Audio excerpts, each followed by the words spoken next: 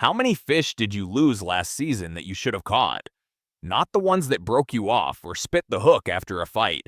The ones that never bit because something you were doing told them to stay away. I spent 2 seasons tracking every mistake I made on the water. 10 of them showed up again and again.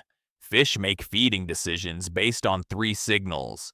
Does the food look right? Does it feel right? And does the area feel safe? That's what a fish evaluates before it commits to biting.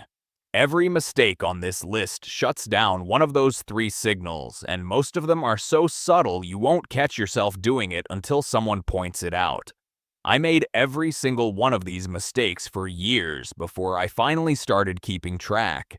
The last mistake, not adjusting your approach when the bite dies, is the one that separated a 4-fish average from an 11-fish average over 30 tracked trips on Lake Gaston. Stay for that one. You feel that thump. Every nerve in your body says pull. So you yank the rod straight up and the bait comes flying back at you with nothing on it. Or worse, you feel weight for a half second and then it's gone. That fish was there. It was interested, and you pulled it away before it had a chance to eat. Setting the hook too early is probably the most common mistake in freshwater fishing, and it's the hardest to fix because your instincts are working against you. When a base hits a soft plastic, that's a bait made of rubber or silicone shaped like a worm or a crawfish. What you feel first isn't the bite. It's the fish mouthing the bait, testing it, deciding whether to commit. That initial thump is the fish closing its jaw around the plastic. It hasn't turned yet. It hasn't swallowed yet. If you swing at that first thump, you're pulling the bait out of a mouth that wasn't closed all the way. The fix is painful at first. When you feel the thump, drop your rod tip toward the water. Give the fish slack. Wait for the line to move sideways or tighten on its own. That's the fish turning away with the bait in its mouth, which means the hook is inside and oriented correctly. Then sweep, not a yank. A firm, steady sweep to the side. Walleye are even worse about this. They have soft mouths, meaning the tissue tears easily if you set too hard or too soon. A gentle but firm side sweep after you feel sustained weight is the way to keep them pinned. I tracked this on Lake Gaston for 8 straight weekends last spring. When I set the hook on the first thump, I landed about 35% of my strikes. When I forced myself to wait 2 full seconds and set on the second pull, that number jumped to nearly 70%. Same bait, same water, same fish. The only difference was patience. With catfish, it's even more pronounced. A channel cat picks up a bait, sometimes carries it 10 feet before committing. If you swing at the first movement, you're pulling the bait out of a mouth that barely closed. I've watched guys on the bank set the hook on every single rod twitch and miss fish after fish. Let the rod tip load. Let the fish tell you it's time. The one exception is treble hook lures like crankbaits and topwater, where the fish tends to hook itself on the strike.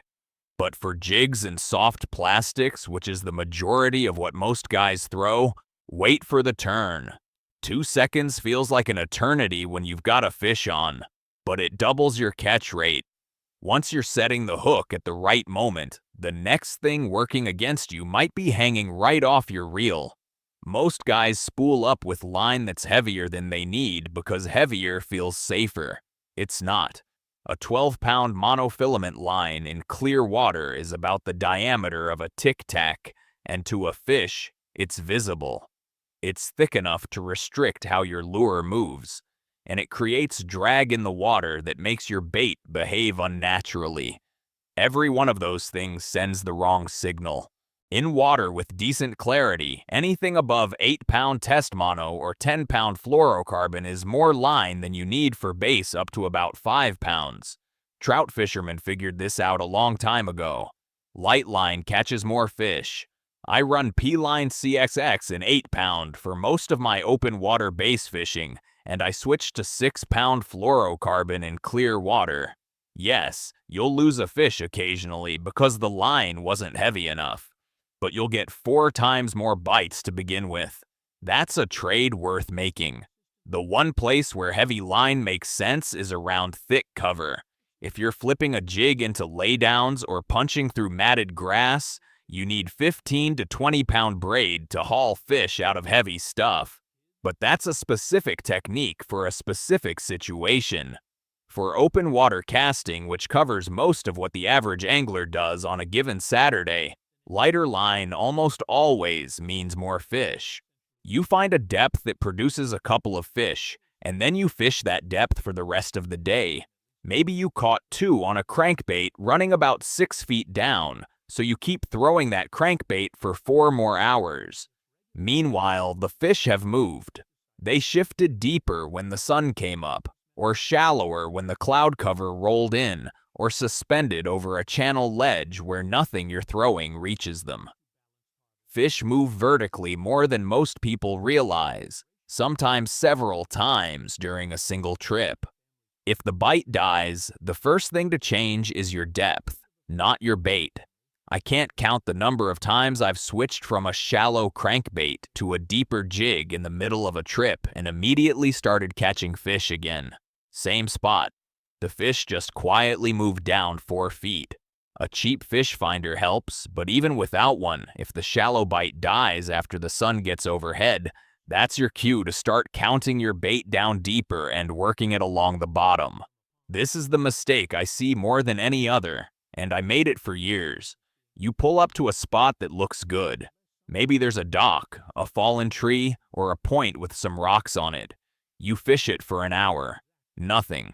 But it looks so good that you keep casting, convinced the fish are there and you just haven't found the right presentation.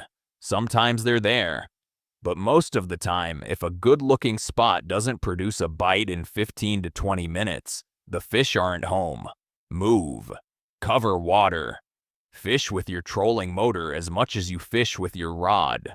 The single best thing I ever did for my catch rate was forcing myself to leave spots that weren't producing, even when everything about them looked perfect. I fished with a guy on Raystown Lake in Pennsylvania who never stayed on a spot longer than 12 minutes. Timed it on his watch. I thought he was insane. By lunchtime, he'd hit 14 spots and caught 9 bass. I'd hit 3 spots and caught 2. His philosophy was simple. If the fish are there, they'll bite in the first few casts. If they don't, you're wasting time convincing empty water to produce. He wasn't wrong. That approach changed how I plan every trip. It's also worth mentioning that fishing pressure on a spot builds fast. If you've already thrown 10 casts to the same laydown, any fish that was interested has already seen your bait multiple times and decided against it. Those extra 20 casts aren't changing its mind. They're training it to ignore you. Fresh water, meaning water that hasn't seen your lure, almost always outproduces beaten water. The only time this rule breaks is when you're fishing for catfish or carp that need time to find your bait through scent. Those are patient species where scent does the work for you. For bass and walleye, if the first 15 minutes are dead, pick up and go. Trout and panfish are the same way. If you're enjoying this so far, subscribe. We've got more of these coming. This one sounds simple, but I see it go wrong constantly.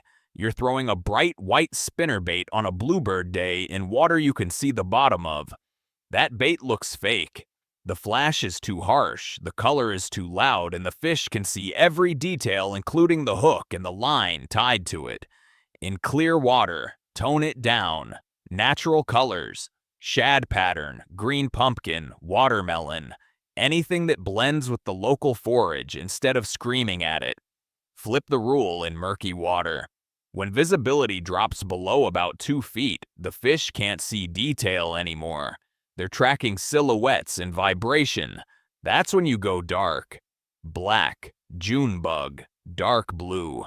The silhouette stands out against the dim background and gives them a shape to lock onto.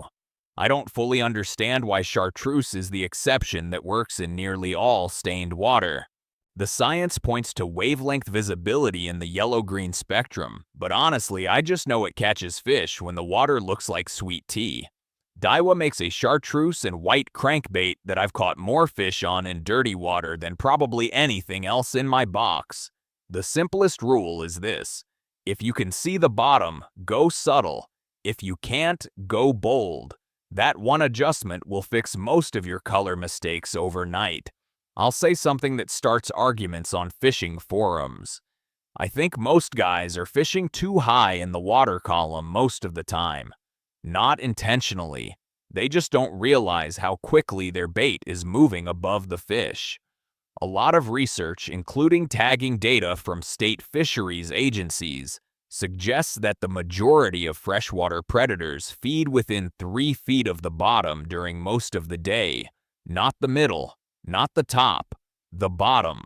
When you cast a soft plastic and start reeling after a 3 count, that bait might only be 4 or 5 feet down in 10 feet of water. The base sitting on an 8-foot ledge never saw it. Let it sink. Actually, let it sink longer than that. Count to 8. Count to 10 in deeper water. Watch the line go slack and wait for it to curl or twitch before you do anything. If you're not occasionally bumping bottom or feeling your weight tick along rocks, you're probably not deep enough. I tested this on Lake Norman in North Carolina last fall. Same spot, same Shimano reel, same soft plastic. On a 3-count drop, I caught 2 fish in 4 hours. When I switched to a 10-count drop with the same bait, I caught 6 in the next 2 hours. The fish were there the entire time. I was just throwing over their heads. The only exception is early morning topwater windows and late evening when fish actively push bait to the surface. The rest of the day, get it down. Most bites don't announce themselves with a big tug, especially with soft plastics and jigs. The fish inhales the bait, and what happens at your end is your line does something you didn't ask it to. It jumps. It goes slack when it shouldn't. It drifts sideways by a few inches. If you're staring at the horizon or checking your phone, you missed it. Watch your line, not your rod tip. The line tells you what's happening before the rod does. A good pair of polarized glasses and high visibility line in a chartreuse or yellow color makes this 10 times easier, especially on windy days when the line is already moving around. If you're fishing with braided line, which has almost zero stretch, those subtle bites become even harder to see because the line doesn't load the same way mono does. Keep your eyes locked on where the line enters the water. That's your strike indicator. You pull up to a quiet cove at dawn. The water is glass. You open your tackle box and the lid slaps against the side of the boat. You set your cooler down on the aluminum floor. You crank the trolling motor to full speed to reposition, and just like that, every fish within 60 feet of you knows something large and clumsy just arrived. I've done every one of these things, probably all on the same morning. Sound travels roughly 4.5 times faster in water than in air, and fish feel vibration through their lateral line, a row of pressure-sensitive organs running down each side of their body. That system evolved specifically to detect disturbances. Every bump and bang on the hull sends a pressure wave through the water that fish interpret as a threat. I started being deliberately quiet on the boat about 4 years ago after a particularly bad morning where I spooked a flat full of bass by slamming the live well lid.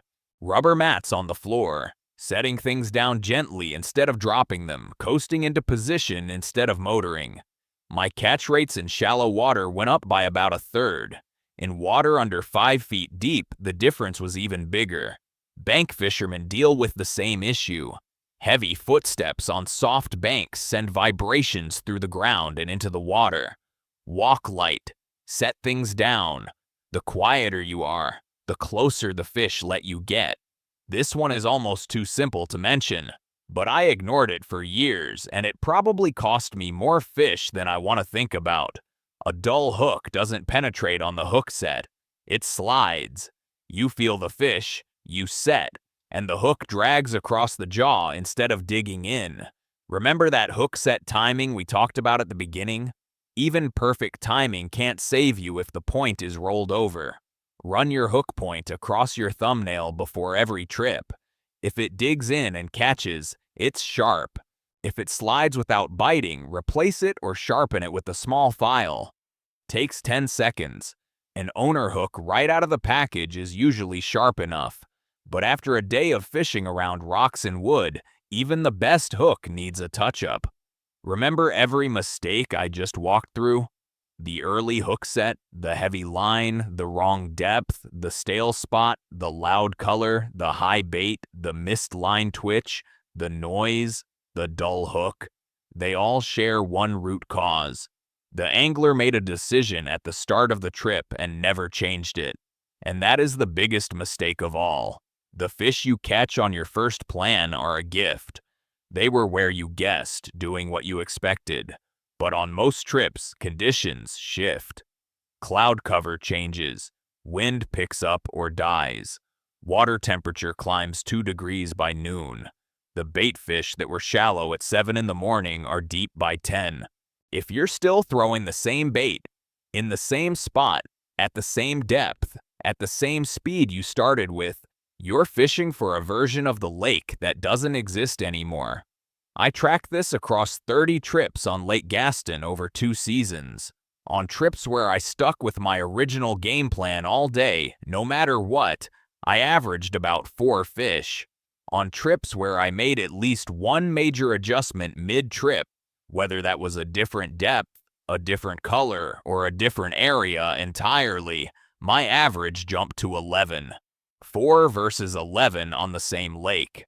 That gap surprised me enough that I started building adjustments into every trip as a rule. By the 3rd hour, if things aren't producing, I force myself to change one variable, not everything at once. One thing, go deeper, go slower, switch to a darker color, move to the other side of the lake, just something. The hardest part is admitting the plan isn't working. You drove an hour to that spot. You tied on your confidence bait. You told yourself this was going to be the day, and it's not. That's okay. The lake doesn't owe you anything just because you showed up prepared. The guy who adapts catches fish. The guy who doesn't goes home early and blames the barometric pressure or the guy in the base boat who spooked everything. Those guys do this naturally. They're the ones you see loading heavy stringers at the ramp while everyone else is making excuses about the weather or the moon phase. They didn't have a better plan at dawn. They just had a better response when the plan stopped working. That's what adaptability looks like on the water.